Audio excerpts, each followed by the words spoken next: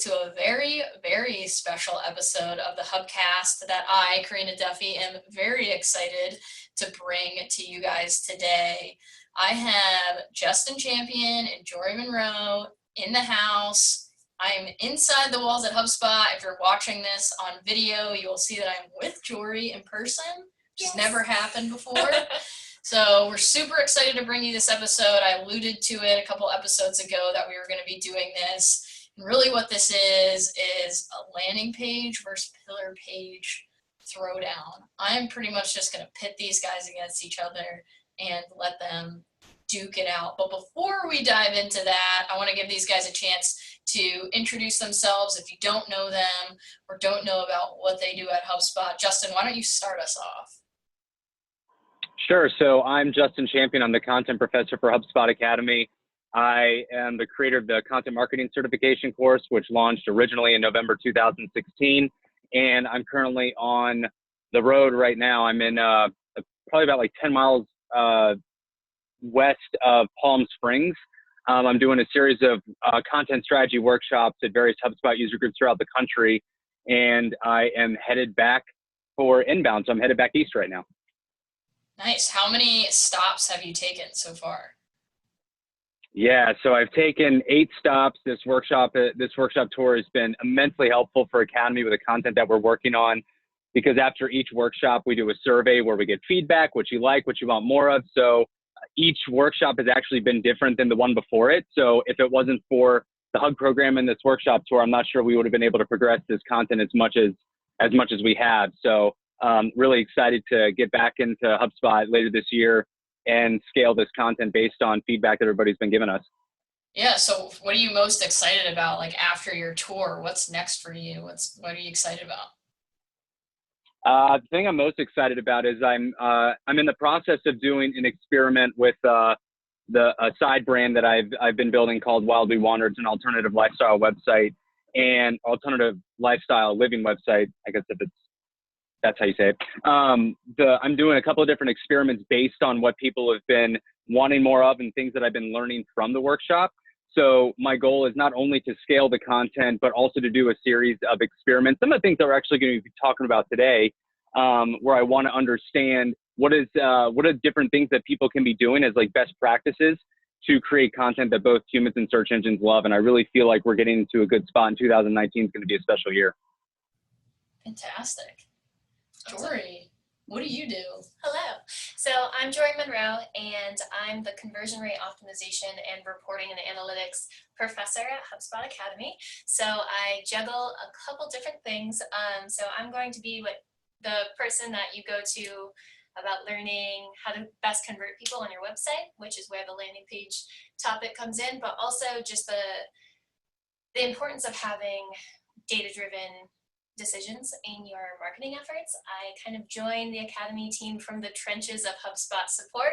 So I was often kind of answering those questions and on the front lines with our customers every day. And I'm just kind of here to make sure everyone's as excited about data as I am. Excellent. Get some data geeks in the house. Yes, always. So we had a conversation recently where you guys shared with me some kind of internal debating that has been going on inside the walls at HubSpot, and specifically that you guys have had about landing pages and pillar pages, about are forms dead, where is content going? So why don't you share with our listeners just a little bit of that background about how we even got to this point of wanting to do this episode where we're having this discussion? Yeah, I can snag that one. So I think it's so important for listeners to know that there's so many debates that happen within HubSpot, and we have like that very united front, but there's so many times that I wish that we had recorded or had a fly on the wall for some of our conversations, because a lot of interesting intellectual development happens in those meetings. And I think this came about because Justin and I identified that this was a topic that there's a lot of ambiguity and gray space around, and we wanted to make it as clean cut and accessible to just listeners and people looking for education as possible, because there is this new methodology of creating content. And there are many people across the industry that are really questioning the efficacy of forms. So we wanted to kind of clear the dust, clear the air, start to help people understand the relationship between these two things, and get people excited, because we're in exciting new times. Yeah.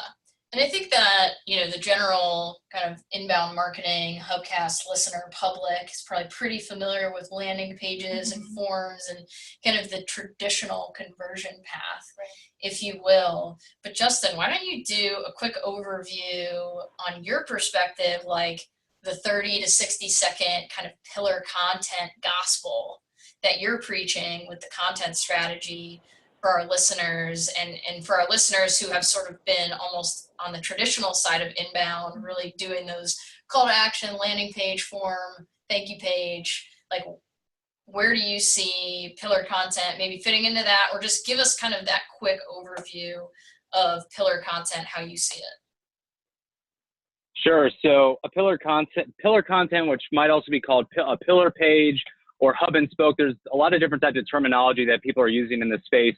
But really what it is, just when you boil it down, it's a website page that covers a broad topic in depth, and it's linked to a cluster of related content. So related content could be a YouTube video, it could be a slide share deck, it could be a blog post, it could be a website page. The main goal is that you're creating educational content that is really meant to educate and inspire your audience. And the goal of the page is that it's really meant to be seen as a place where you're trying to send traffic to your website. So ultimately, it lives at the center of what you're trying to create internal architecture linking to. And the whole goal is to get people to that page. So ultimately, you're able to educate them, which is going to help the next experience, whether it's a conversion of somebody filling out a form or actually reaching out to you. But the main goal is to have it be an educational piece of content that's meant to attract a search engine, but also solve for the best experience of the website visitor. Because over the years, people have gotten into the habit of just creating content to attract search engines. But if you read that content, it's not necessarily that helpful. So this really is a way of being able to kill two birds with one stone, or two birds with one stone, if you will. Yeah. So from your perspective, your video is also a little shaky. Oh yeah. That's just because I am on the propane tank of the Airstream, and Ariel's moving around inside. So it'll probably go in and out a little bit. So if it's shaky, we'll be good to go. I love it. It's fantastic. So I want to know, from your perspective, Justin and Jorie, what are the main differentiators that you see, like when thinking about a pillar page versus a landing page, or pillar content versus downloadable content? Like, what are the big differentiators that you make between the two? So I think that's one of the things that makes it so ambiguous, because, you could see, for instance, on a traditional landing page, you could see a form. But on certain pillar page content, you'll also see a form. You could see on a landing page an opportunity to convert, like a chatbot. But that doesn't mean that on your pillar pages, you also don't have a conversion opportunity.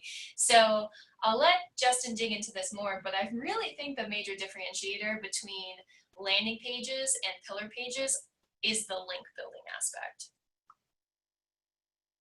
Yeah, Jorie, you hit it right on the head. So the big thing is that with a topic-driven content strategy where you're trying to create content around a specific topic and attract search engines, you really want to create content that people are going to want to link to. Now, when you're creating, because generally, like if you are getting inbound links to your website, that's going to increase your domain authority, and a higher domain authority is going to make you more credible in the eyes of Google, which is going to help you get visibility. So you could have the best content in the world, but if you don't have any inbound links and you don't have a high website authority, you're just not going to get your content to rank. Now, a pillar page, the whole goal of it is to be educational. It's meant to drive people, or it's meant to catch attention and bring people in and really solve for them first, not necessarily focus on the conversion side of it. So if you were to, let's say you want to do a guest blogging series to build links back to the page, you're going to have a much harder time building links to a landing page than you would a pillar page. And that's because people don't generally want to link to gated content on somebody else's website. But if you're linking to educational content, that could be something that your link can actually stay in there. So it's actually strategic to have a pillar page that supports a landing page, because ultimately you will be able to support getting inbound links to that versus trying to build links to a landing page. The second aspect is that a landing page generally is conversion focused. You probably don't want to have, well, you shouldn't really can put any sort of links or anything on it. It really should just be the forms. That's why you usually strip out the nav and there's only like one option for somebody to be able to take. It's not like that with a pillar page. Again, it's meant to create the best experience possible and encourage somebody to go throughout your site. You might, like Jorie said, offer the ability of having like a lead flow or a form directly on the pillar page, or you might link over to a landing page. Both actually work. I've seen different instances of it. It really depends on your audience and your content strategy, but there's no right or wrong way of doing it. It's more about the experience and making sure that you're thinking about the user first. And the way that I kind of ground it is like a pillar page in some ways is very much like an asset hub where it's a thoroughfare for traffic to go and come back to, where with landing pages, they're very much like digital sales reps. That's something that Angela Hicks, who used to be on the Academy team, used to always say and evangelize is they're the sales reps for that one conversion opportunity. So they're much more targeted, where pillar pages, like, they could go anywhere. So if we're providing, I'm just playing devil's advocate here, if we're providing these conversion opportunities on the pillar page, right? So say we have different sections of the pillar page, we have different, pieces of content, maybe downloadable that fit into that. Couldn't we just essentially be putting those conversion points throughout the pillar page? And like, is the landing page effectively dying at this point with sort of the onset of the pillar page and of more conversion opportunities on the pillar page? So I think it's important to keep in mind that not every content offer that you're going to produce is right for a pillar page. So I think it's important to keep in mind the types of broad topics that you're going after, and that's really, I think, one of the biggest pieces of relationships between landing pages and pillar pages is you can have a landing page that you start to progressively ungate the content on to kind of test the waters in terms of whether or not there's the interest to invest all of the resources into creating this pillar page. And you might find that actually it doesn't perform well as an ungated piece of content. And there can be a way that you use landing pages to progressively lead into pillar pages, but in terms of some of your most qualifying offers, it might not always be the best option to completely ungate. Justin, do you have any? Yeah, I don't think you should. Yeah, I think with ungating content, meaning that essentially, let's say you have an awareness stage educational ebook or guide. Something like that might be a really good opportunity for you to be able to create a pillar page to help people understand what the content is about. And by doing that, you're essentially mimicking the experience of what people have been doing for years, where people don't generally just want to keep coming back to a website page. They generally, if they find something that provides value to them and you package it in a way that allows them to take it wherever, whether they have a Wi-Fi connection or not, you're essentially making it easier for that person to be able to take with them. You shouldn't necessarily think about ungating every single piece of content like Jorie was saying. Farther down in the funnel, you might have content that has intellectual property or something where you need to start collecting information. So it definitely still does make sense to have landing pages in certain areas of the funnel. And to Jorie's point, like, you can even test out a landing page right now. Let's say, for instance, because this is something I get a lot of is, well, maybe I don't want to ungate all my content. Maybe I'm not necessarily ready to do that. And the best thing you can do, and HubSpot did a study on this last year, is maybe think about ungating 30% of that content and beefing up that landing page, because by doing that, you're going to not only show the person who's there what this content has to offer, but that you're ungating it a little bit to help search engines understand the content that you have to offer. Yes, search engines can crawl PDFs, but you don't generally want your PDFs to rank on a search engine.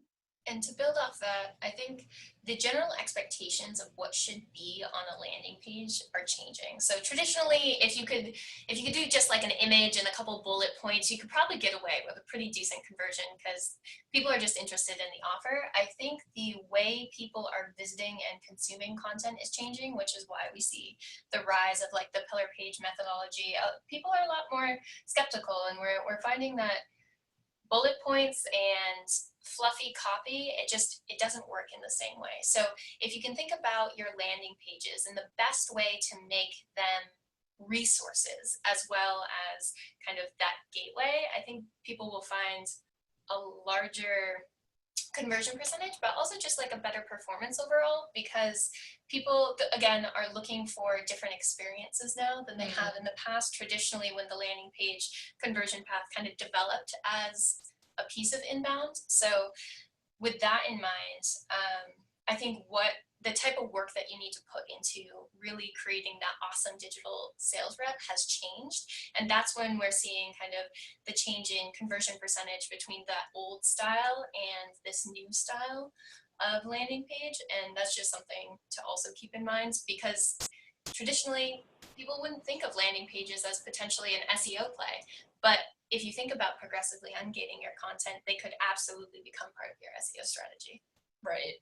So you guys talk about progressively ungating content, and I think we've seen some companies recently come out, basically talk about how they've ungated all of their content. And I think there's been kind of some reaction to some of that, almost maybe conversion fatigue of, people get to a landing page now and they see that they have to give their information, and even giving something as simple as their email just triggers people that, like, okay, I know if I put in my information, somebody's going to bombard me with emails, or like I'm going to get emails from these people, and I don't know if I want emails from these people. Right. And so more and more people have started to ungate all of their content. Do you guys feel like we're moving in that direction? Like, is the form dying in some ways for content? Like, are we moving in that direction to end up with completely ungated content altogether? I think this is an interesting question. It's one that I get a lot in terms of, like, is the form dead? There have been companies that have been pronouncing it dead for a while now. And I think it's interesting because we think about the traditional form as just that, like, several form fields that someone has to put their email in, maybe their first name, last name, company. And it's interesting, at the same time, we see this rise of this conversational technologies where it's like chat bots and conversational messenger flows. And I think we're going to need to challenge the traditional definition of what a form is, right? Because in some cases, a lot of the bots that are working on messenger spaces, for example, a lot of the chat bots you see across company pages are really just on the back end workflow logic. So in some ways, they are still meeting the definition of what that traditional form looks like, even though the input and output is conversational in nature.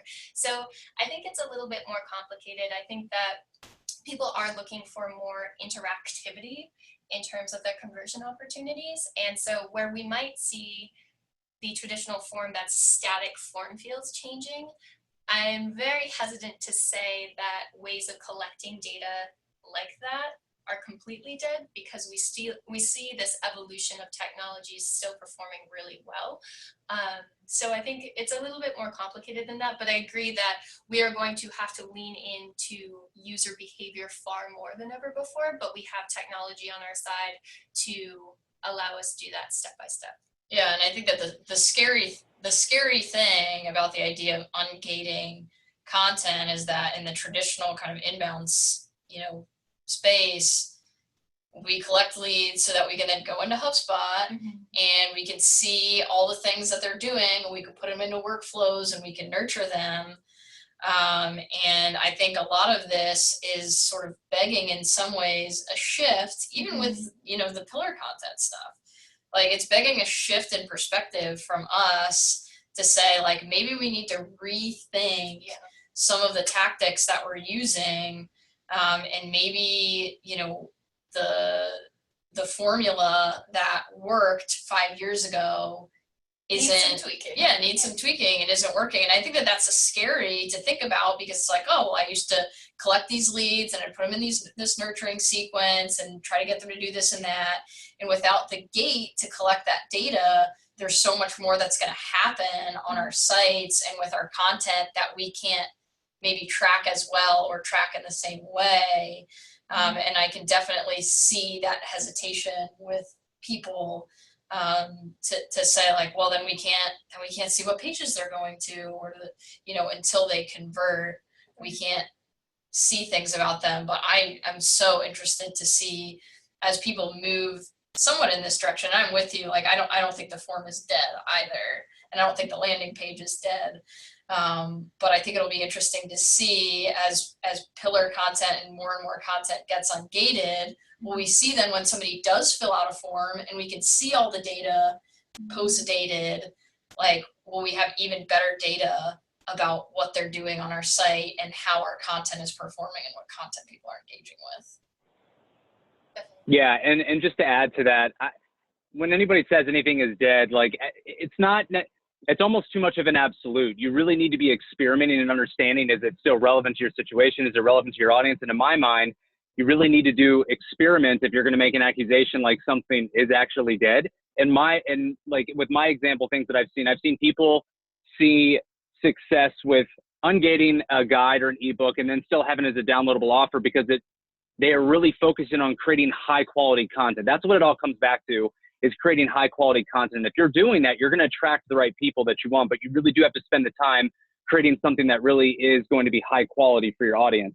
The second thing is that when you're thinking about a conversion with these specific, with ungating content, adding some sort of incentive on top of it that maybe is action-based. What I mean by that is maybe you have an educational guide or ebook that teaches somebody how to do something, but then maybe when you have the downloadable asset, maybe there's either like a template or there's a checklist that you're including that's not technically on the page.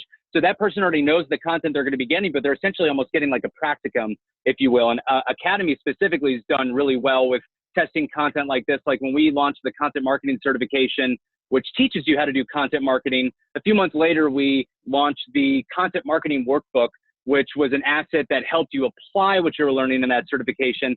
And that workbook's been downloaded almost, I think, like 35,000 times since last January. So you have to be really strategic about the content you're creating. When the industry shifts and all of a sudden, if you know your content, you need to be ungating it to get more attention and solve for the people that are coming to your page without forcing them to make a decision right away, think about how you can enhance the experience with additional content on top of the offers that they're downloading, because that's essentially still gating content per se. And just on top of the whole issue of people being worried about ungating content, the one thing I would highly encourage people to think about is, if you don't do it and then your competitor all of a sudden ungates a guide or an ebook that is highly educational, driving all this attention, then you just missed the opportunity, because it's going to be much harder to create something that's going to dethrone something that already exists. A person who does this really well is Marcus Sharon with you guys with Impact, because with what he did with River Pool Spas, answering questions, being very upfront, that's what people want. If you're able to do that, you're going to attract the audience. And to kind of go off that, like there's always the ask, like, what's the HubSpot example, right? And one thing I always think of is usually when HubSpot Academy does some kind of ad targeting or some kind of promotion of Academy Learning Center or track content, once you click on that ad or that promotion or that social tweet, it'll take you to essentially what is a landing page. And what we've done and found a lot of success with is usually if it's a track, the first video is right there on the landing page, ready for you to view, no commitments, you can see it. And then we go through kind of the traditional, what can you receive if you watch this track? Like, what will you learn?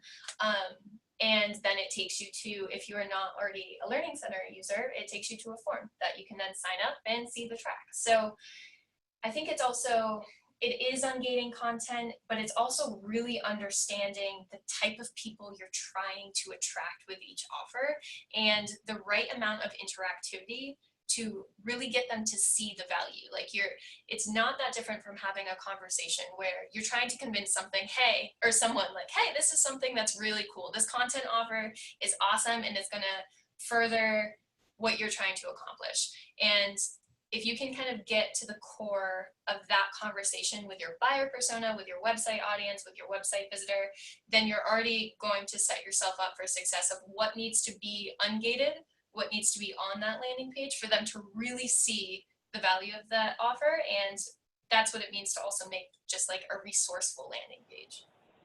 So we scratched the surface of this a bit, but I'm curious to know if you guys have sort of standards or kind of like a standard answer for gated versus ungated. Do I gate it? Do I not gate it? And yes, we should test and, try things out.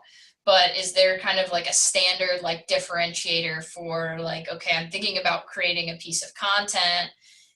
Should I gate it from a landing page, or should I create a piece of pillar content around it? I have an idea of where this will probably go, but I'm interested to hear your answers. I'll let Justin handle that. Yeah. I appreciate it because it really is important to test and experiment with it. Like, you might be in a different industry, like, and we want to be clear with not having an absolute or telling you to gate or ungate content. But I will say, if your goal is to create a helpful experience on your website that ultimately is meant to keep people on the page, and another goal is also to attract search engine traffic, then you really need to be thinking about not gating all of your content. There's been a lot of marketers that I've worked with where they have great offers, they have great resources on their website, but they're all behind a form, and their search engine visibility is not there because they don't have enough content really to be seen as credible or authoritative around a specific topic. What I would suggest with the notion of gated versus ungating content is to think about ultimately the experience of, what are you trying to write about? What topic are you trying to dominate?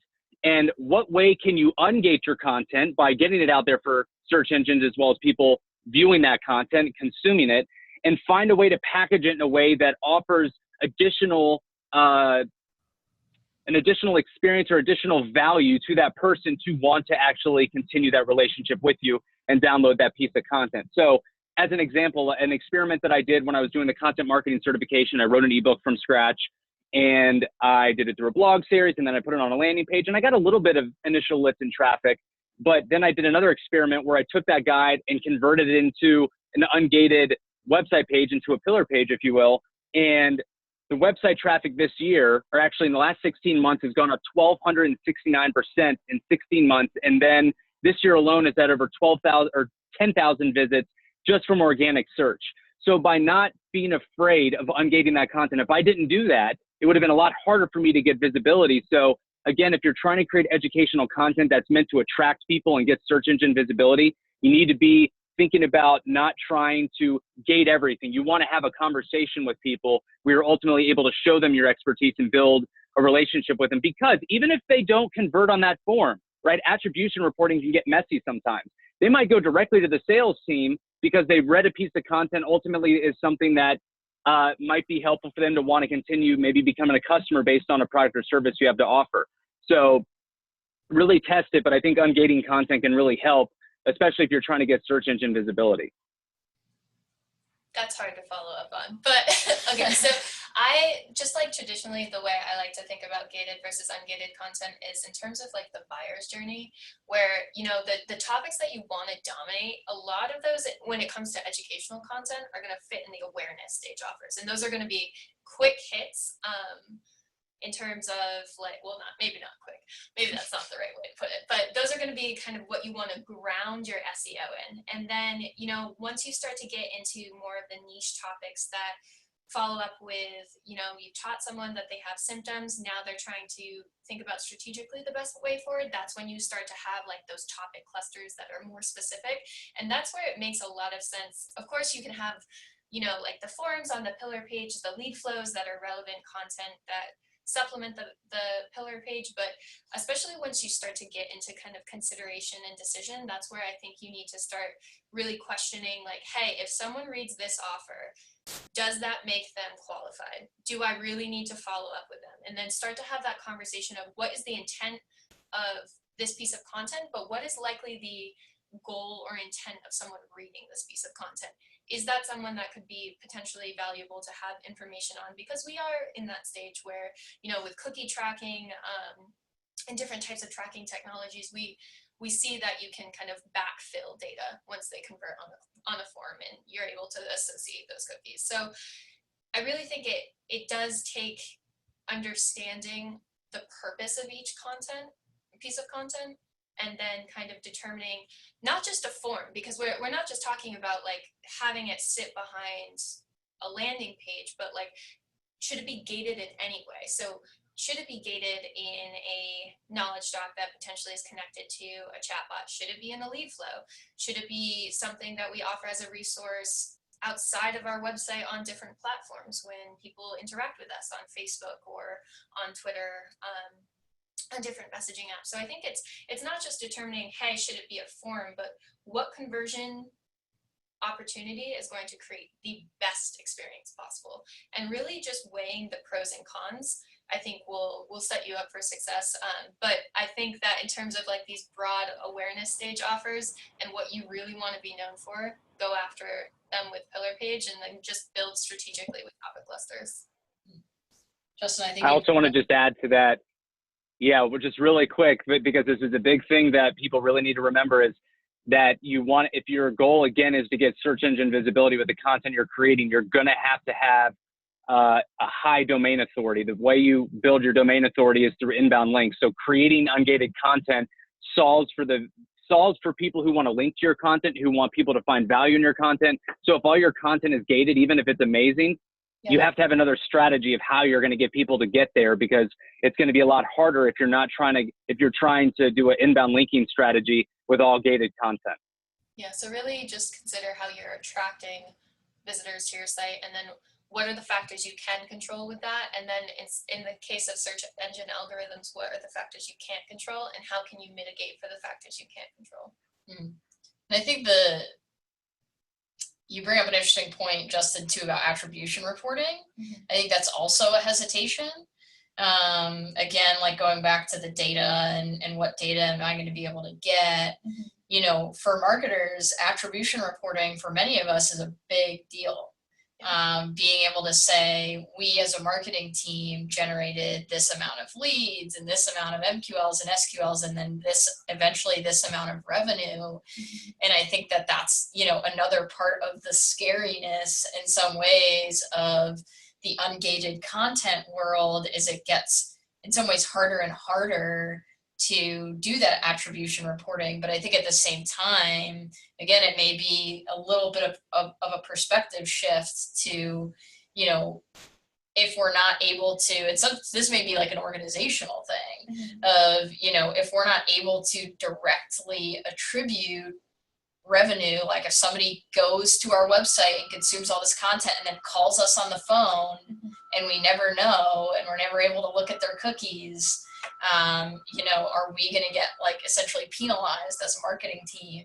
And I think some of that is going to have to be an organizational shift for a lot of people to say, to explain the value of what we're doing to our organizations as a whole, to say, I may not be able to show you the exact amount of money that we brought you because some of these things are ungated. However, like, can we look at the bigger picture here? Which I think is scary, but also at the same time could potentially be freeing in some ways for people to be able to start experimenting with this stuff more, and in some ways letting go of some of those traditional ideas of like, I need to be able to track the lead, MQL, SQL at every single stage to the sale. Do you guys have any thoughts about that, or any tips on how to do some of that attribution reporting when we're gating less and less of our stuff? I think when it comes down to it, there's going to be just like a shift in understanding how the different levels of reporting work, and not just like saying this is the one dashboard that solves for it all, and understanding success metrics.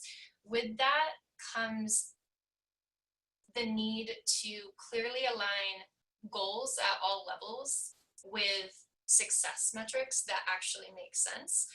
So are those KPIs or OKRs really measuring what they need to be measuring? Or are you looking at what do they call them? Just like superficial metrics. There's a certain name. Vanity metrics. Vanity metrics. That's the word. I was like, superficial. There's a mirror involved.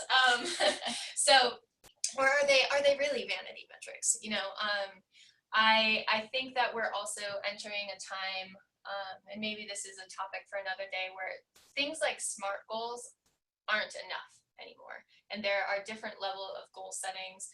that people are going to need to shift into to continue to be successful in the type of reporting world that we're moving into.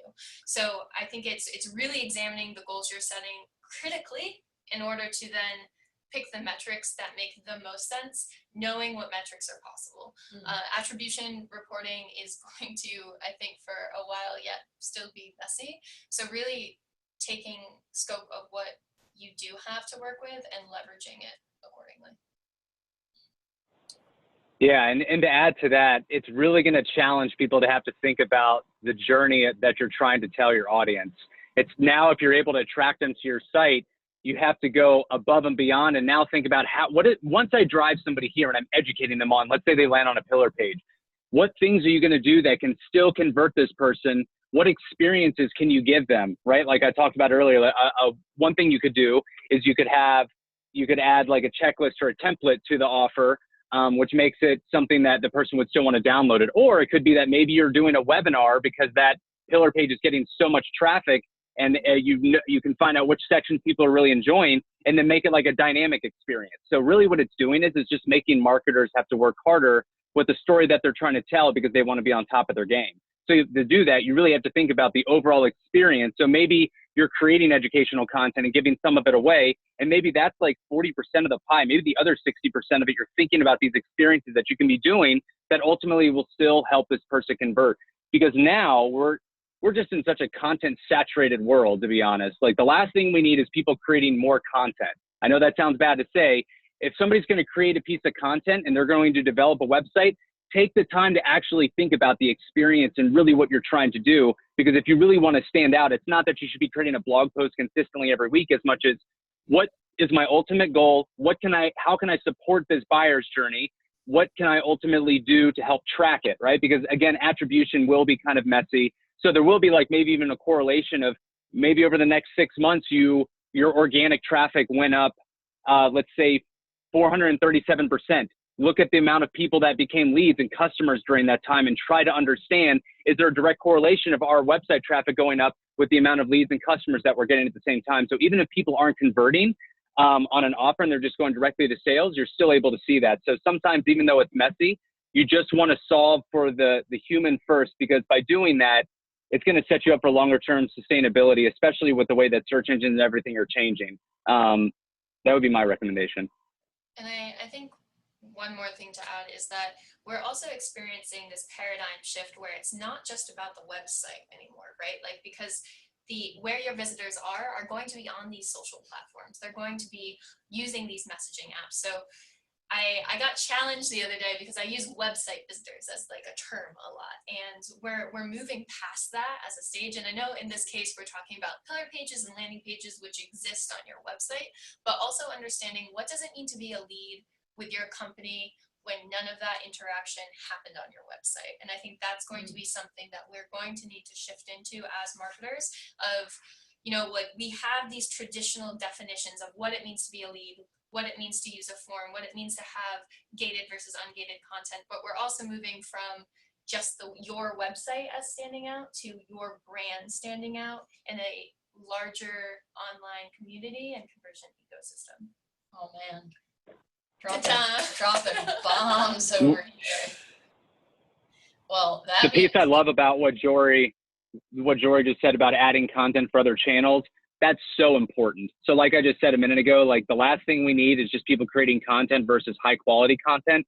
If you spend a lot of time creating, let's say, a pillar page, maybe think about how you can repurpose it by creating a video and having it at the top. Like that's probably one of the best practices for a page that has a lot of content on it, is to create maybe like a 1 to 2 minute video at the top. The experiments that I've done specifically with my website and I've seen other people do is like the DIY truck camper example. I put a video at the top that was about 1.5 minutes long, and my time on page is 2 minutes. And with the way that search engines are going, they want to show content where people are on that page, not leaving it right away. If you have a high bounce rate, meaning that somebody goes there and then leaves immediately, Google's going to think that that content's not relevant or high quality. So you want to be doing things ultimately by getting your content on other channels, because you can say the same thing over and over and over in a different way. Just like, you could have a blog post that has a video that also has like an audio file. It just is a better user experience, but at the same time, you can dominate search engine real estate by getting more than just one listing, because your website can only show up for so many listings, but you could have a YouTube video,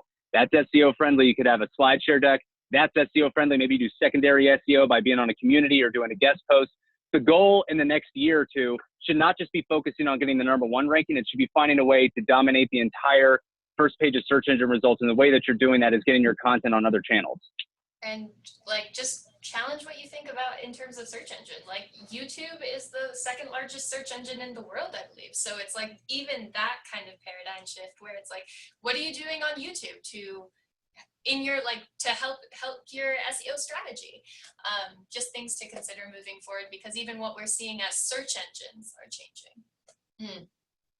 Ooh, I think we might have to do a part 2 of this. I'm getting all kinds of fired up.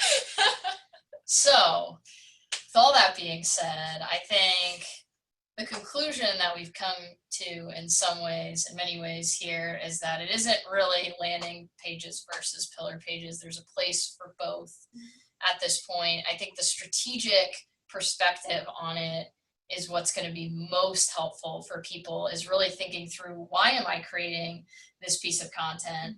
What purpose is it serving, and how is it serving the purpose of our brand as a whole? And maybe how could I leverage it even outside of our website as a whole? Lots of really good talking points here, guys. Thank you so much for joining us. If people are looking for you, looking to tweet at you or get in touch, where can they find you guys? So you can find me on Twitter at Finding Jorie. So Love it. Tweet me anytime. I'll answer. Finding Jorie, Jorie. Yep. I love that. I love that Twitter handle. I wish I had a clever one like that. Mine's just Justin R. Champion.